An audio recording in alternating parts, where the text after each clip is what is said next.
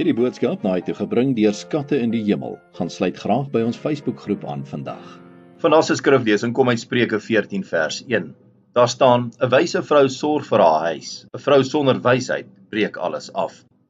Vandag se boodskap is getiteld 'n ma met wysheid. Met huis word hier gesin bedoel, nie die woning nie. Daar is ma's wat aan die woning wat gekoop is bou.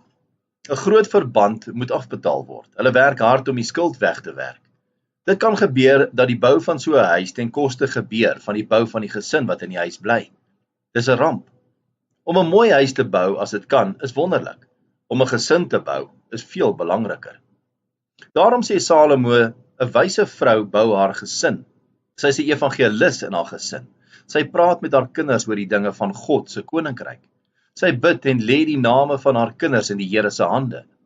So lê sy die fondament van die lewenshuis van haar kinders. In die Bybel is daar baie sulke ma's. Dink aan Hanna, die ma van Samuel, wat haar kind van die Here gebid het en hom aan die Here teruggegee het. Dink aan Eunice, die ma van Timoteus.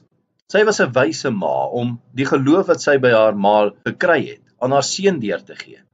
Ook in die geskiedenis van die kerk was daar ma's wat 'n invloed op gebeure in die kerkgeskiedenis gehad het. Die ma van die kerkvader Augustinus, wat gedurig vir haar kinders gebid het. Biskop Ambrosius het gesê, 'n kind van soveel gebed kan nie verlore gaan nie. Augustinus kom tot bekering en word 'n groot leier in die kerk. Die ma van die Engelse prediker John Wesley het 18 kinders gehad. Sy het haar kinders Grieks en Latyns geleer, maar belangriker was dat sy elke aand 'n uur op sy gesit het om met haar kinders oor God te praat. John se beurt was donderdaande. Later skryf hy in sy dagboek: "O, kon ek maar nog net een donderdag aand met my ma oor die dinge van die koninkryk van God praat." Kom ons bid saam. Hemelse Vader, ons bid dat die alle ma's met wysheid, liefde en takt sal seën.